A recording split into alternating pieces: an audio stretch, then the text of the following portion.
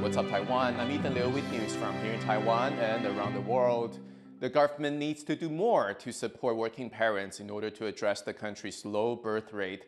That's what childcare policy advocates are urging, saying mothers should not be solely responsible for raising children. Tiffany Wong reports. Taiwan is facing a double-edged population crisis, plummeting birth rates and a rapidly aging society. The country is on track to become a super-aged society next year, boosting concerns that policies to increase the birth rate also need some major reforms. One Child Care Advocacy Alliance says they have a solution.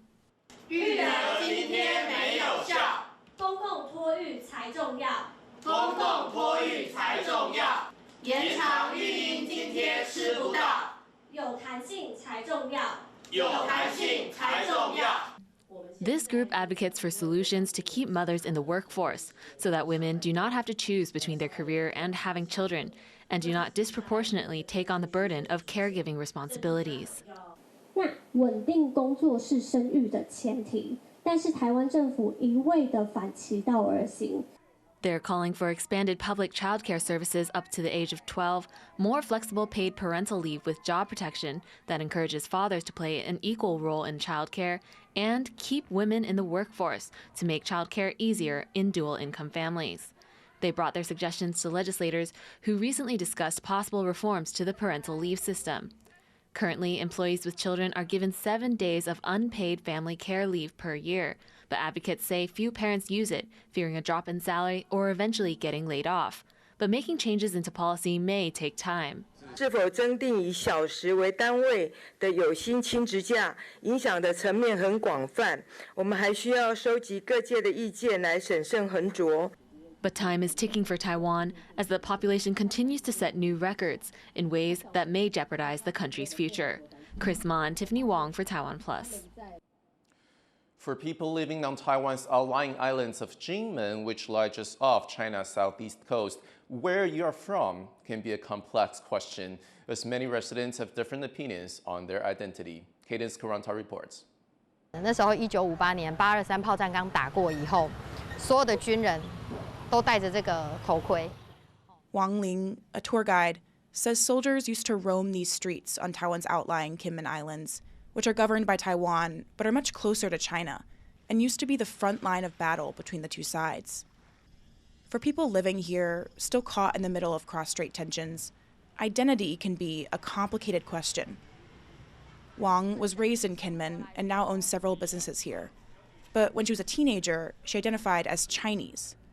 That changed only after she moved to the main island of Taiwan for college. 可能是因为有移动到台湾去，有一些冲击，然后想法上有一些变化，对，所以我自己在自己的认同上面就会觉得，哦，我是金门人，我也是台湾人。Wang says depending on their background and age, each person on Kinmen may have a different answer to the question, where are you from? Opinions vary even along this one street.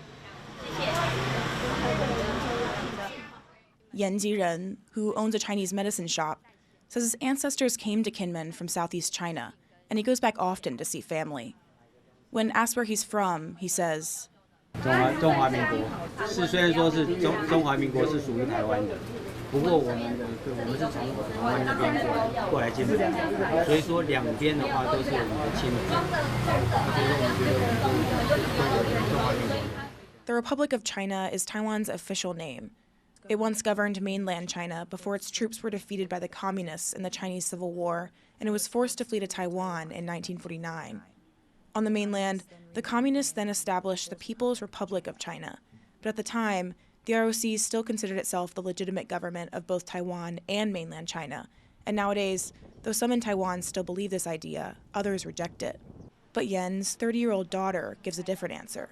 从以前就人家问我说，我们是哪里人的话，从哪里来的，我可能就会说我们是金门人。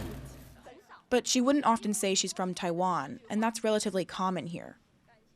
Just steps away from the medicine shop, another business owner gives yet a different answer.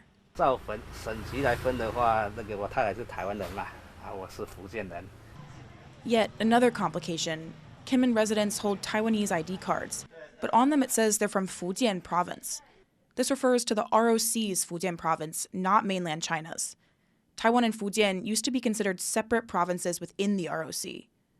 All these different identities exist side by side on this small island, illustrating the complexities of this place, both friendly with China and Taiwan's first line of defense against it.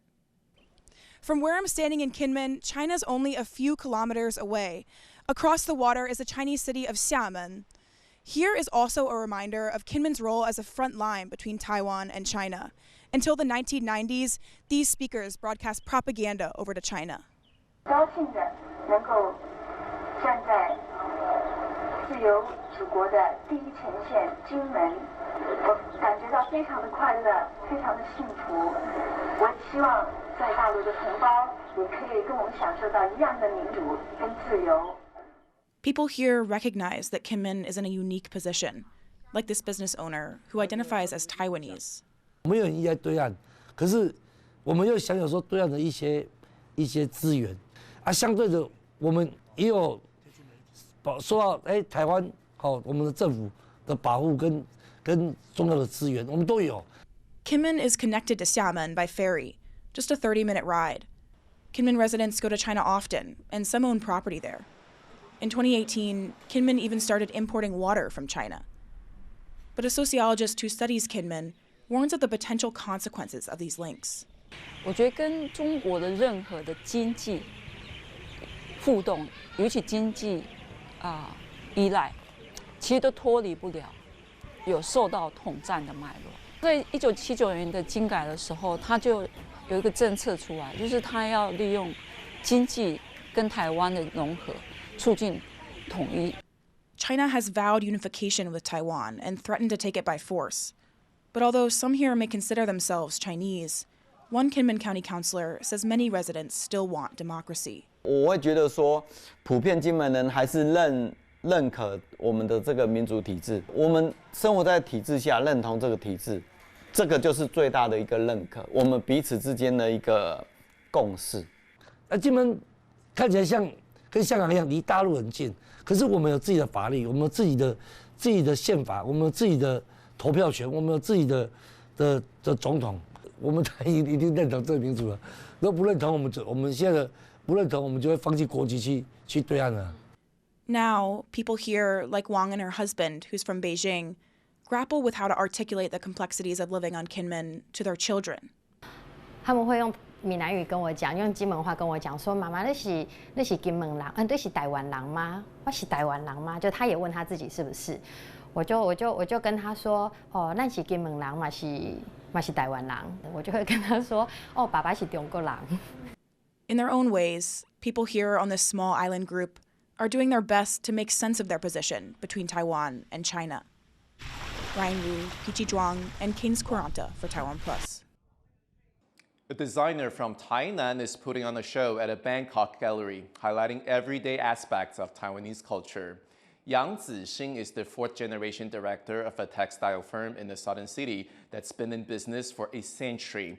But Yang has expanded beyond textiles into other forms of art, including photography. For this exhibit, he's prepared cloth printed with a range of Taiwanese motifs, plus photos and actual examples of the objects that inspired them, some as simple but familiar as the white and blue slippers and red plastic stools found in many Taiwanese homes. 大家其实就算是一个亚洲的生活圈，有一些东西会重叠在一起，所以我觉得蛮好玩的是，有些东西他们真的是有看过，甚至他们也有，有些他们就是没有的。但我觉得就是一个很好玩的过程。The exhibit runs at Bangkok's Met.Art Center until December 1st. Thank you for watching today's What's Up Taiwan. You can visit the TaiwanPlus website and follow our social media for more stories from Taiwan and around the world.